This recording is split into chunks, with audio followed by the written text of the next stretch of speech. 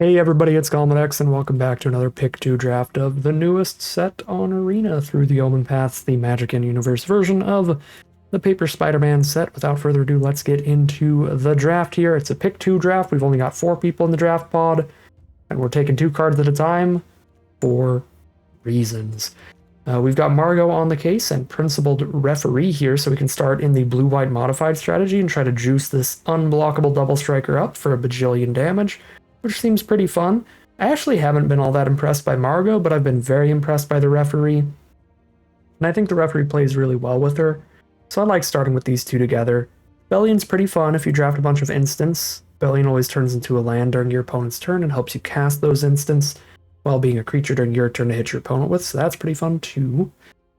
Green-red beatdown's been okay. The Dread Fang can be pretty big in that deck, but I think we just take 2 nice, synergistic, pretty powerful cards here.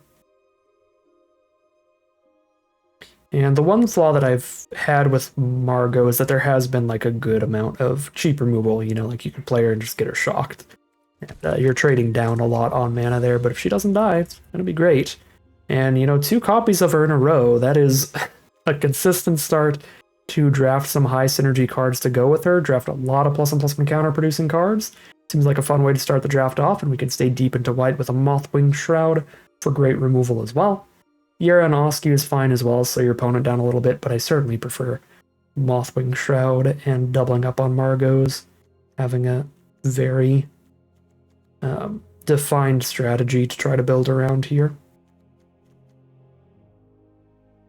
Strongest cards in the pack in your own personal drafts in the future, Leyline Weaver and Gallant Citizen are incredible. Citizen specifically for green-white, that is a restrictive mana cost if you're in any other color pairs, even though technically you could play it in just a green deck or just a white deck. By far best in green-white because it's a lot easier to cast there, and you've got in web synergies. Leyline Weaver, however, pretty great in any red or green deck, but really, really good in the green decks because you can go Leyline Weaver into tons of beefy, high mana value creatures. The 4 mana 4/4 that makes a treasure when it comes into play, that's the really good one to play the turn after you play Leyline Weaver. It's a sick curve. And speaking of sick things, remarkable readings. Going this late is a very good sign for white. Not only that, this is a pick 2 draft and nobody wanted the pick 2 wombo combo of remarkable readings plus Serena Bargain Spinner. So if we draw Bargain Spinner, we get to cast a 4 mana 3/2 flyer that draws one of our best rares out of our deck and into our hand. Don't mind if I do. That is an incredible pick 5 and 6. And it's absolutely perfect with the Margos. That's just going to be a one-shot instant lethal, essentially, giving Margot at least +4/+4. Brutal. Okay, now we're on to the garbage. Steel Web Surveyor and Darvel, or maybe a Splash to Black for Carlo for being pretty strong.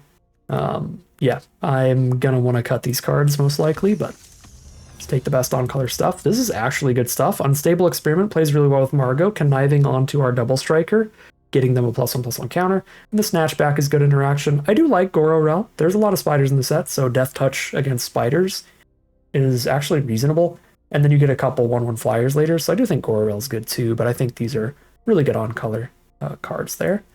Wow, white is tremendously open. Gallant Citizen now, one of the last cards in the pack, in the bottom 4 there. Okay, we have got a blue-white modified draft pod right here. This is going to be a banger of a draft. There's another Principled Referee, which is perfect. Basil's really good in the web-slinging decks, because you can flash Basil in during your opponent's end step, tap down their last blocker, and ensure you get a web sling going. Less interesting in blue-white, but still pretty good abilities. That might be the pick. Just solid stuff for the mana value. Vazin is fun. We could play it as more Margos, which is cute. Yeah, and good with the conniving we might do with Unstable Experiment. I prefer just like Drix Interception though. Good tempo counterspell thing. The only 2 mana creature I have here I don't really like in this deck. 1/3 Flying Vigilance. I guess it is good with Referee. But I don't care about it being a villain, and I don't really care about self-milling. Yeah, we'll get another 2-drop. We need to have a good mana curve. We'll take Basil. Even if Basil's better in other decks, Basil will still be fine here. Giant Craft Helm so that we have multiple different bomb rares we can tutor off of Bargain Spinner. This one's a lot less efficient. If the game is coming down to each player curving out and beating each other down, it's going to be much less good. But when it's tutorable off Bargain Spinner, it's so worth the pick, and it makes any threat you have just absolutely lethal. Obviously, putting it on a Margot is basically a one-shot. You deal 10 damage off one swing, one unblockable swing. And then Kumanosu, blue-white feels open enough. We could probably wheel this, but I don't think it's worth the risk to take like Hide and Mundanity over it when, if blue-white is open, we probably wheel Hide and Mundanity as well. So I'm going to take the Kumanosu as the second pick there with the Giant Craft Helm. Okay, Wonderweave Aerialist is great in blue-white modified. Get a counter on it with a Principled Referee, and boom, you got a 3/3 flying ward 2. And a 3/3 flyer is big enough, they likely have to deal with it. Pay that ward cost, which is good, so love that. Other options are the blue-white dual land and the Snatchback for the other interesting pickups here. Go for the Snatchback. If we're just pure blue-white, no splashes, we don't really need to take duels very heavily. Love Unstable Experiment with these Margos. It's good with the Aerialist as well. The Referee's looking great with Aerialist and Margos, so we'll take those. Again, passing up these blue-white duels, hopefully wheeling them if our colors are open enough. Looks like black's pretty open too, Damn Caress, Scorpion Sting. So green and red are the colors getting really soaked up in the pod, which is fine by me. I'm happy where I'm at. Got the Drix Interception back, and we'll take a Valet to go with it. Wield the Hide and Mundanity. Excellent. Definitely playable in a deck with Bargain Spinner, because that gives her the utility of finding 3/1/1s in a bomb, or a bomb equipment, or a removal spell. And we get a last pick. University Campus makes me very happy. I did not spend any high picks on those. Okay, pack 3 pick 1, Sudden Strike, cheap interaction, definitely great. And an Argear, great tempo play on curve. Certainly will run that over a Valet or a Darvel or something here. Referee's fine. I don't know if I can play 4. I've already got a good chunk of them. The way the draft's been going, I wouldn't be surprised to wheel it.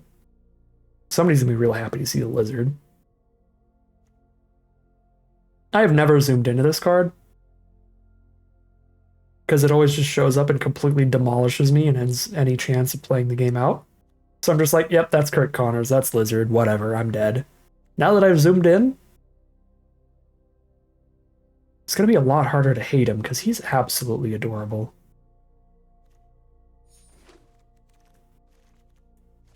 Okay, Mothwing Shroud for sure. Another 2-drop looks pretty important here as well. Our curve is low enough, Sarn wouldn't be the craziest pick, but Sarn obviously better in a dedicated web-slinging deck where you are able to like web-sling a 1-drop and then recast it in the same turn you play Sarn. That doesn't happen often in this deck. But this deck would not hate Sarn. I think I'm really in the market for 2-mana creatures though, so I'm going to take another Vision. There's no way I can pass up the Mothwing Shroud. Okay. Another Phantasmal Vision, and then 4th Referee and 2nd Basil are both kind of awkward. Basil because of the Legend rule, and Referee just because just a massive chunk of 4s. I'll take a 4th Referee, it's kind of funny. Big counterspell without Smart the Amateur, and then another Wonderweave Aerialist when I've got quadruple Principled Referee. I've also got an equipment with the Giant Craft Helm. Yeah, Aerialist looks super good in this deck. City Pigeon, real good for green-white, for web-slinging this back to your hand over and over. And Aerialist, really good to modify, so really good for blue-white. Take the cards that are good in the color pair that we're playing.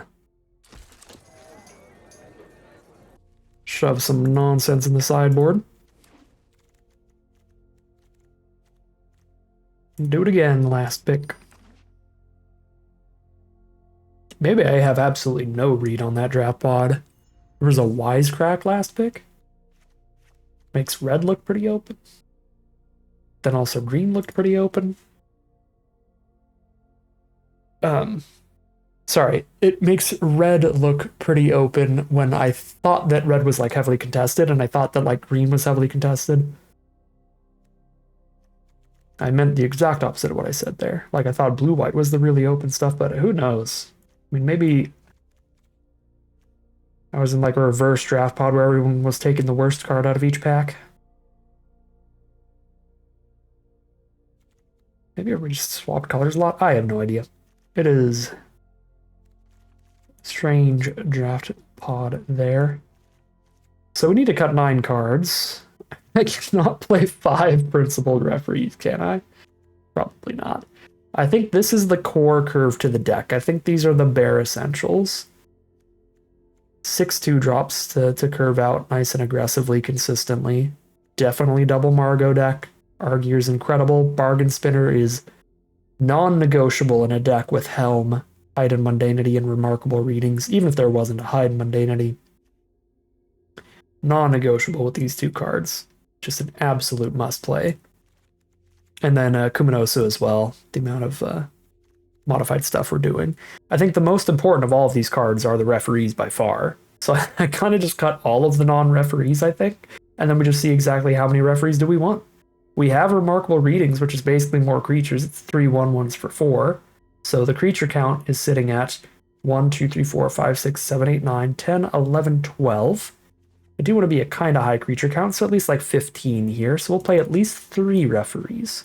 This is a 15 creature deck at that point. 1, 2, 3, 4, 5, 6, 7, 8, 9, 10, 11, 12, 13, 14, 15. Yeah, that seems like a solid start to me. And then we just cut a few of our non-creature spells, which are very, very good spells. So it's kind of hard to find what to cut. I think Mothwing Shroud's better than Sudden Strike because it can deal with anything that has resolved at any point. I think Hide and Mundanity is actually usually worse than the rest of these, but with a Bargain Spinner, probably better. If our opponent has something that just absolutely has to be killed and I don't have time to try to play my own bomb stuff, we have a backup plan. We have a tutorable removal spell off of Bargain Spinner, and I think that's pretty huge. I think Outsmart the Amateur is better than Interception, because it's super good in the late game, and we probably don't have the mana to just hold up a random counterspell until the late game because of how good we are at just curving out, dropping a bunch of stuff on the board, so the cheaper counterspell makes a little less sense. Are we good enough at randomly drawing a card or two, getting good value to not need like an Unstable Experiment card draw? Or are we good enough at interacting to not need the tempo bounce removal like the Snatchbacks? I kind of want to keep the double Unstable Experiment because I just really like it modifying something off of the Connive ability, which leaves us with still 4 removal spells and a counter spell, and then 2 draw spells here. I think that's fine. I think cut these 3 is a way to run it. I mean, these are great spells. Everything that's still in the deck is a great card. Or like a good roll filler, like maybe Vision's like a little weaker than the rest, but we want 6 2-drops if we can get them, and these are really good when we put counters on them with Experiment or put a Giant Craft Helm on this. Remarkable Readings, buffing it. They're good when they're modified, which is what this deck is doing. So yeah, I mean, everything in the deck is just so quality. We have to cut something that's also quality. Yeah, we'll cut those. Still a beautiful looking deck, plenty of interaction, some really fun Margot nonsense. I do think Margot is probably like genuinely the worst card left in our deck at this point. That's just how high the card quality is. But the amount of synergy that we have built around Margot with makes Margot like one of the better cards in the deck. Normally Margot would be I think worse by herself than like everything else here, but got some crazy stuff to do with her with Readings and Helm. Yeah, this is a fun one. This is a sick one. This is also a pick 2 draft, which means we're out after only 2 losses. We could just get mana screwed 2 games in a row and it's over. So there is always a risk here. So no idea how well it will really do. It looks like a great deck, and I'm very excited to just get into the gameplay and see how far we can take this one. So without further ado, let's hop in there. All right, here we are on the play for game number 1. Playing against Rakdos. A solid start here. We can immediately modify the Aerialist into the sky if we need to. If they don't play a blocker that'll stop it, then I'll just play the Vision. But they have, so we'll play I guess with Referee coming up, to modify both of these, I'll still just play Vision and pass, and that holds off the Enforcers. And then a counter on both of these is really good. Terminus of Return is terrifying. That card could single-handedly win the game in the endgame. But we have the Mothwing Shroud for it. That's a tragedy. That's actually so bad for us. You blow up the Vision there. I mean, the 2-3 will block the Enforcer still. Yeah, that's not the end of the world. But it's quite disappointing. So Mothwing Shroud does exile, not destroy, so we do have the answer to the Terminus to stop its origin ability. That is the Power Stone in paper. Probably heard of that, the strongest card in the entire set in terms of commander playability, the one everybody's talking about. Is quite threatening there, and still quite good in draft. It's just slow enough that you can try to deal with it. I might want to make Referee 5 toughness against the 4-3 Explorer here. If we draw a good card to discard to it.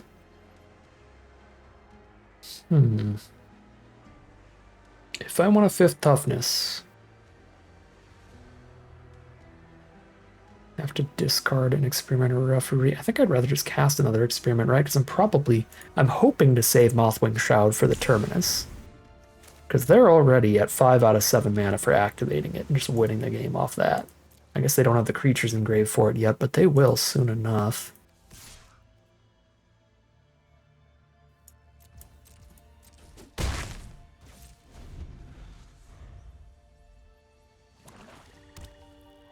So because I drew the second Experiment, I can still try to have a 5 toughness Referee by casting this one, which is why I'm cool with just discarding a land there. I'm going to die to my own bomb rare. That's always so frustrating. They drew it, and I didn't, so I lose. It is incredible on a lifelinker. Yep. Alright, well... I mean... I can Mothwing Shroud that bomb, but then I'm gonna end up dying to the Terminus because I don't have removal for it anymore.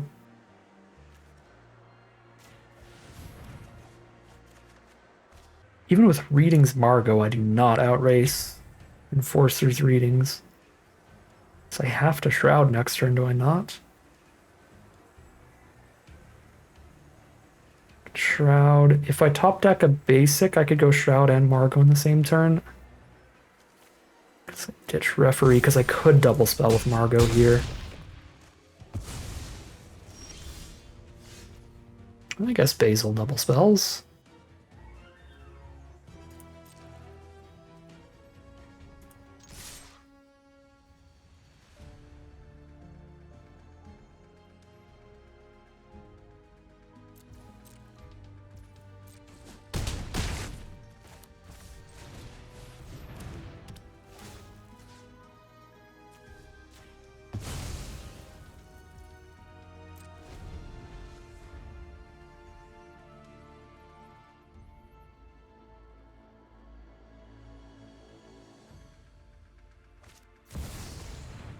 Lord have mercy, I have been triple rared.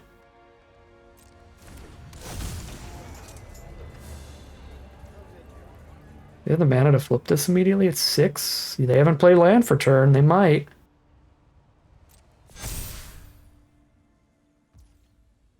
Okay, they don't.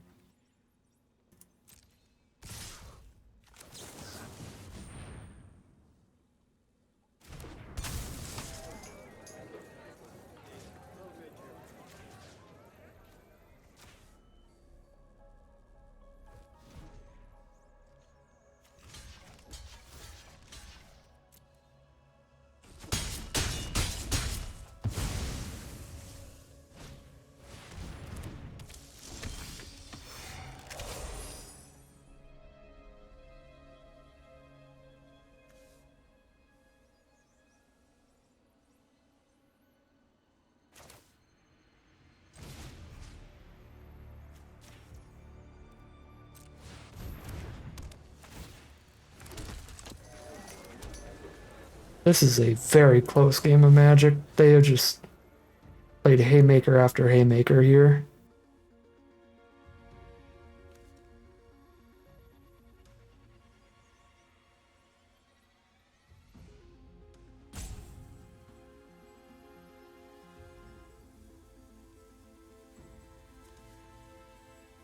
Target spider gets +2/+2. This or that.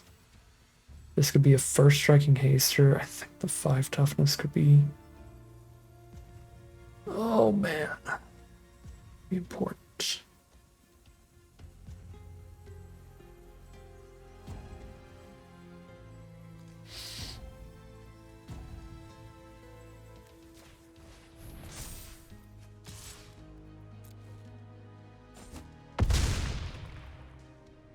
Hit for 1 less damage to hold the 3 toughness 1 up.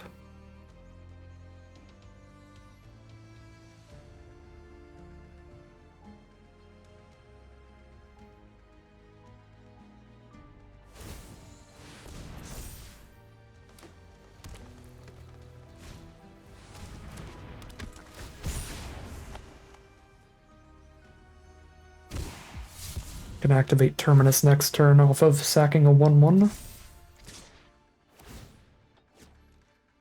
Okay. Yeah, 6 power first strike. Just unstoppable. For 9 in the sky. Okay, we trump and we just try to get 1 swing with Margot for lethal soon. I'm actually a mana off from equipping Margot and buffing Margot with the readings, but just equipping Margot is enough to lethal them next turn. Okay, we got a plan. Equip Margot. Go. So I'm just not even going to attack here, I think. No, I probably still should, because I'm just trumping on blocks anyway.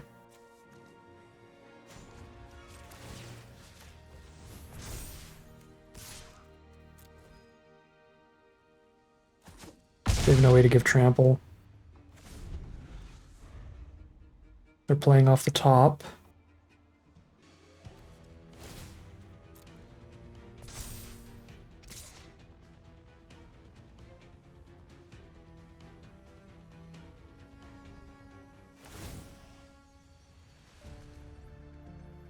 Protoplasm +1 counter, gain hexproof, double counters. Yeah, doesn't trample.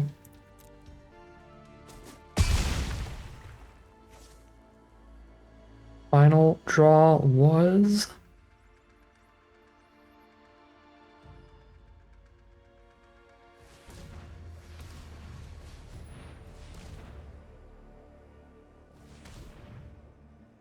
five mana. Oh Jesus, 6. Clutter cluster for life gain. Okay. Well, unblockable is a heck of a drug. We still win. Oh, we drew the land too. Yeah, they scooped them up. We hit for 20. We literally we would have 20'd them. Oh my god. Margot MVP actually. Oh. That was a terrifying, terrifying game. That Terminus was just milliseconds for popping off. Just exile a citizen and grinding it out. If we did not have the pressure to turn that around, we would have lost that game so hard if we did not draw remarkable readings. We really had to reverse bomb rare them. We had to reverse remarkable readings them. They got theirs out early, got the big lifelink swing off of it. Luckily, we had the removal for it. And then we had our own. And that is how we turned that game around. The Terminus didn't end up flipping by the end of things, so that didn't end up being super relevant. The Giant Craft Helm, we could have killed them with just the readings, just buffing Margot with that. So that also didn't end up too relevant. So those rares kind of balanced themselves out to not mattering too much. But Kren was doing some work there too. Just pretty impossible to block that well. Quite a close game of Magic to start us off, but we are 1-0 heading into game 2.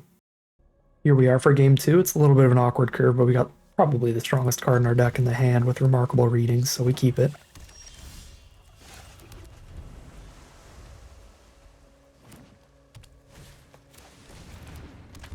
Merciless Enforcers. We'll play the 3 toughness card against the Enforcers. Great draw, Wonder Weave Aerialist to make sure we're curving out, playing a creature every turn. Yeah, I'd rather Aerialist than Vision here. It's pretty important to get a +1/+1 counter onto the Aerialist. Oh! I just milled. Great removal.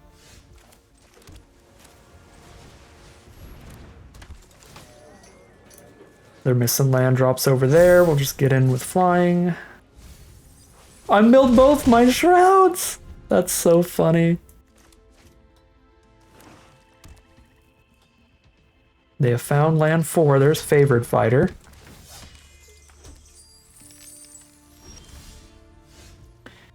Okay. Well, I mean, they're probably just dead. Oh, I don't actually have the mana to activate this the turn I play it yet. I need 4 mana to play it, but I also need to tap the land it's enchanted on and an additional land. So I can't actually do that yet. We'll go Vision, hold up Basil then.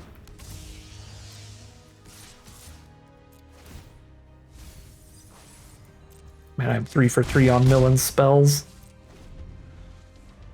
See, Vision is great in the blue-black decks. There's a lot of graveyard abilities, ways to pick up cards from your grave. There are cards that will exile themselves out of your grave to do stuff.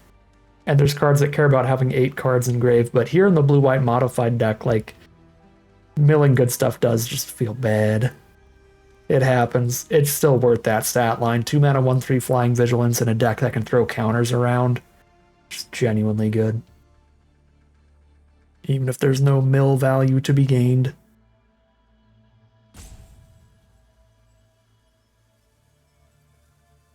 Our opponent's almost definitely dead to Remarkable Readings next turn, but they don't know what's in our hand here. I'm pretty okay with the attacks here. We'll take the 4. Does let them web sling, I guess, but they could web sling even if I tapped it, because just pick up a tapped creature.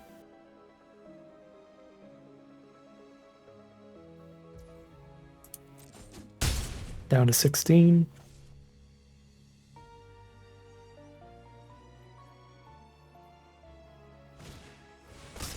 They are going to web sling it back for mana fixing with Zan.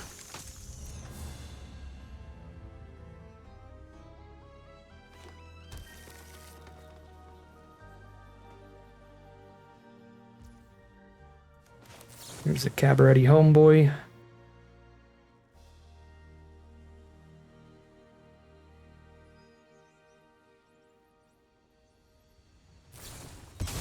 Okay, they are tapped out here at 12 life. Can I deal 12? 1, 2, 3, 4 plus 1, 2, 3, 4, 5, 6, 7 creatures on board. So 4 plus 7 is 11. I'm 1 damage off.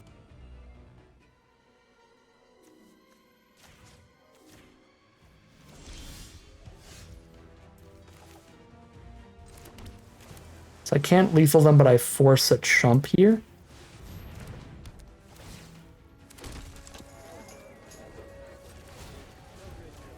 GG from opponent. Oh wait, no, this is... Yeah, no, it's 1 damage off. It's a forced trade, not chump, I guess. I actually should have just not attacked with the loudmouth then.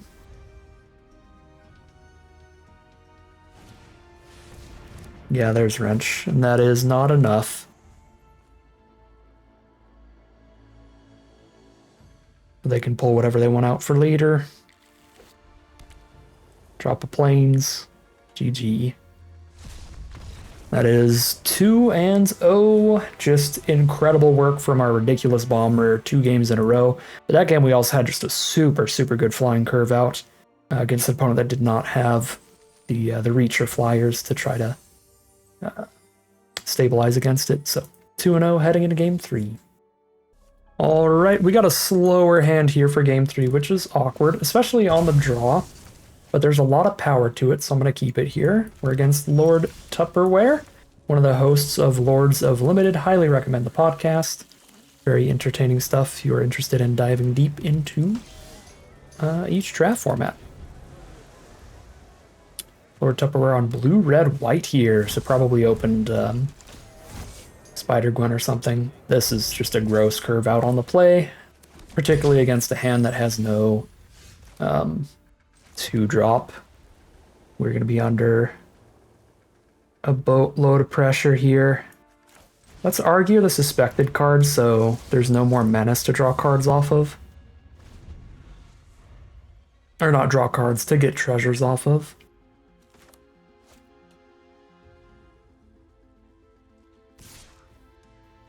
Take that trade all day long. Like, I do have the referee, but I can play like Margot and stuff first. Sure, unstable experiment.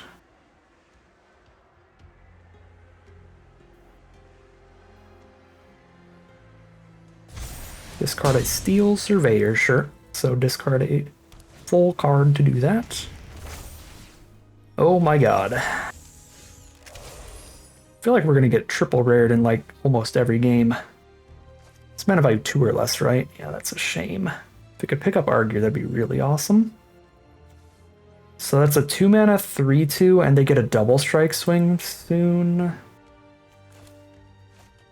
Man. Could play a 3/4 here, I guess, for now. I'm so far on the back foot, I think that's all I've really got. I can't Shroud the Weaver. I could Shroud this, but then Laszlo's a 4/4. And that's still a massive problem. Really just play a 3/4 is the best I have here. This is really not what you want to see. Particularly on the draw.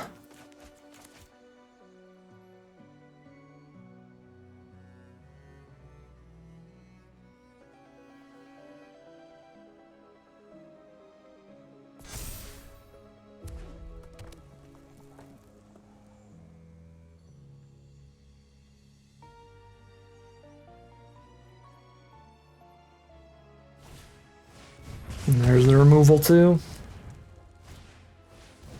Drop a workforce. Go to 12.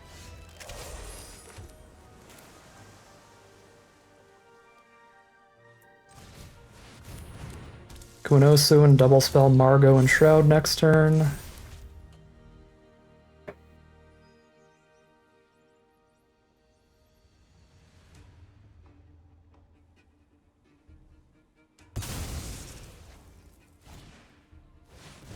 Oh my god, Kuinosu with a double striker off of the Weaver. That is a wild double strike trample too. I draw the card here, even if I get the kill on it.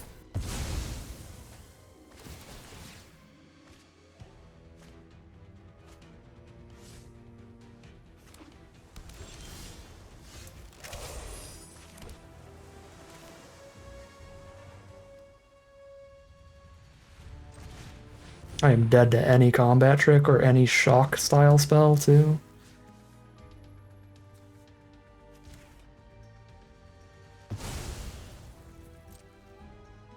Dead to a hexproof trick.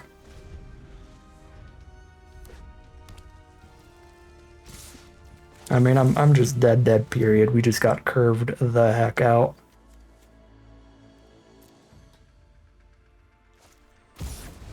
All right. 2 and 1 it is. Not much you can do about that. That is 2 and 1 heading into game number 4 now.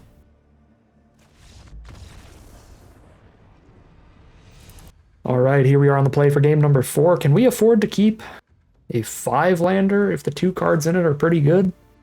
Let's find out.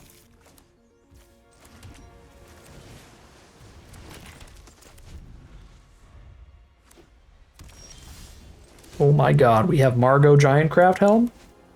How can we lose? 1 removal spell on Margot. Okay. Yeah, sure, we'll tax that Skyrod. This is why this is like the best mana war. It can hit non-creatures too. The Free Strider Ace is cute. Definitely want to play Margot this turn. Want to have Margot at the ready. for just a turn 5 equip. Oops, I win. If they don't have removal. And if they do have removal, then that is all they can do this turn, and then we just make a 6/6 Argear instead.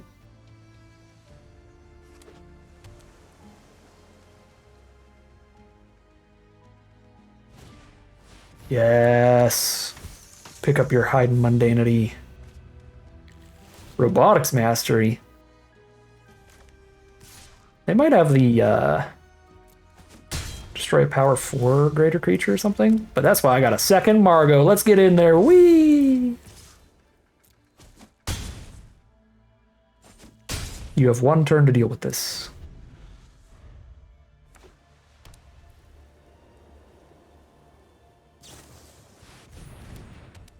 That's a tragedy. They have no way to deal with it. Well,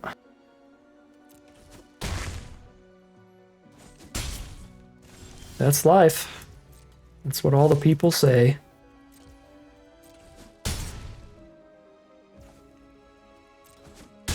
It's so BM it holds for an instant in between combats. I'm so sorry, opponent. Try to click through that. 3-1, heading into game number 5.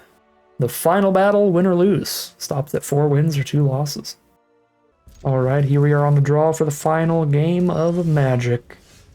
We have a bunch of solid interaction, a Margot, and probably the best draw we could have had here. Nice 2-drop on curve, the Wonder Weave Aerialist. I like hiding that in Mundanity to stop its leave the battlefield trigger from happening. Any of our other removal does let it leave the battlefield one way or the other. There's a Spider Pig buffing up all the spiders and all the other stuff in the universe. Drop Margot here into Referee. Although if we're under a ton of pressure from something, we could go Aerialist and Sudden Strike instead. There's their own Aerialist, we can't really kill that with Sudden Strike because of the ward, so we will go Referee and start hitting for 4 a turn.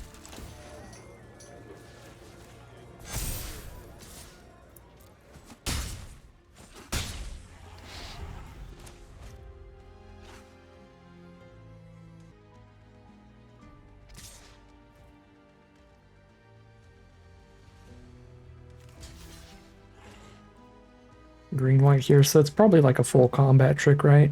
Spend a whole card to kill a Referee. I guess tactics. They get to keep a counter on the board. And they use that. Am I confident enough in the race to just play double Aerialist, or do I need to tap out to shroud theirs?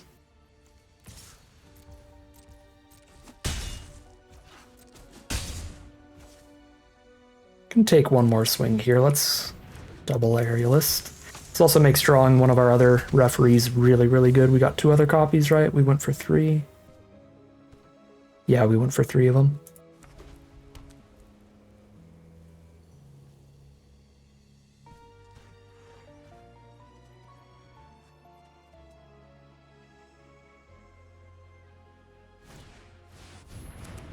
Okay. Referee of their own.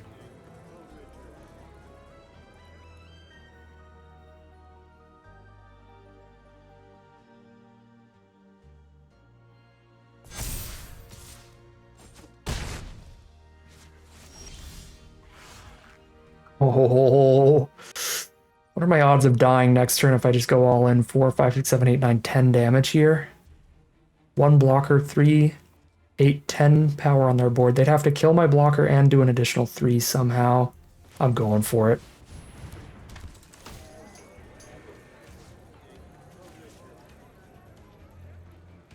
Actually, I think I'll hit slightly less hard to hold 1 more creature back. Right, 1 less point of damage this way, but now I have 2 blockers up to really not die on the crackback.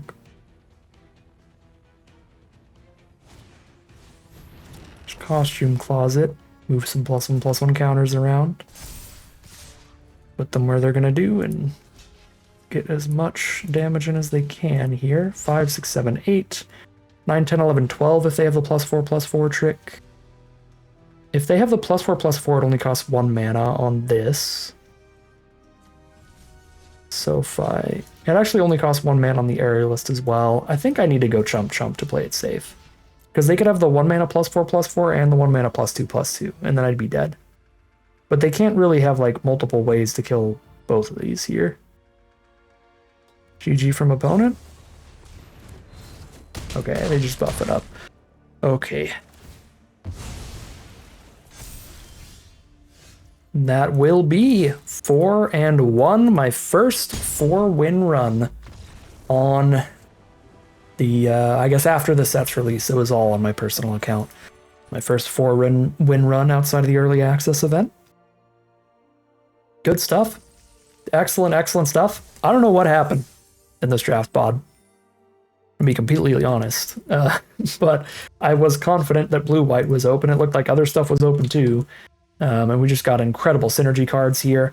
I will say, as fun as Margot was, as goofy as Margot was, I feel like she's probably the worst card in our deck, because by herself without any other synergy, she's really not doing it. But almost everything else is just like a solid stat line even by itself. So I think building super heavily around specifically Margot with like readings and Giant Craft Helm and stuff, and then the experiments and the referees is like probably not really the general way you want to build your blue-white decks. Like you still want these kind of cards to work on all of your other stuff. But Margot cheese out victories I don't think are the best thing you could be doing in blue-white, but they sure are fun. I will give them that. I think if any deck could justify trying to go for Margot cheese outs, it would be a deck that managed to get 2 different ways to give at least like +4/+4, as well as a way to tutor them out. So I think it was fair enough in this deck, but generally, I don't think in the future I'm going to go around pack 1, pick 1ing Margos that often, like I did in this draft. But outside of that, I love how I drafted, because I love the deck that we ended up with, but it was also just like such a free draft here, such a clear path to take, because we got stuff like pick 5 remarkable readings, which is just nuts. This is one of White's strongest rares, maybe even one of the strongest rares in the whole set. Haven't played too much yet, but I have found this card incredibly hard to beat, and we saw that happen today. We got under a bajillion points of damage, a bajillion points of pressure when our opponent played one of these, and luckily we had the Shroud to reverse it and play our own. So we saw it on both sides of the table today. It won every game we drew it in, I believe. Yeah, we had a single loss, and it was to Lord Tupperware curving out on us with multiple cheap rares as well. The 2 mana 3/2 plus get a double strike swing. The 3 mana 2/2 give somebody menace, get a treasure every turn. Yeah, just a great aggressive curve out from Lord Tupperware with one of the slowest hands that we kept. So that is always going to happen. You can die to curve outs on the draw with even pretty solid decks, and I think this was a very solid, very good deck here. So yeah, no complaints about it. I don't think there's any major flaws. It's got 4 pieces of removal and a counterspell, 1 way to tutor out one of those pieces of removal. So it has plenty of interaction. It has bomb finishers like Remarkable Readings and Giant Craft Helm. It has great synergy, getting curve outs with a Phantasmal Vision and an Aerialist on the board, or 2 Visions or 2 Aerialists, and then playing a Referee is just spectacular. It's just got a little bit of everything you want in your decks going for it. This is kind of the poster child for like a great blue-white deck with a little bit of Margot spice on top. So that will end the draft. We will be leaving this event with 1,300 gems and 3 packs of Through the Omenpaths, the maximum prize out available. But that is going to end today's video. As always, I'd like to thank my patrons and YouTube members for their support, as well as you for watching the video. If you enjoyed it and you're interested in seeing some more, you can always like, comment, and subscribe to tell the YouTube algorithm to send you some more in your recommended feed. If you'd like to catch me live, you can check out the Twitch channel in the link in the description below. If you'd like to support the channel directly, you can check out the Patreon link in the description below. And other than that, as always, thank you very much for watching, and I'll see you again soon for some more Magic Arena.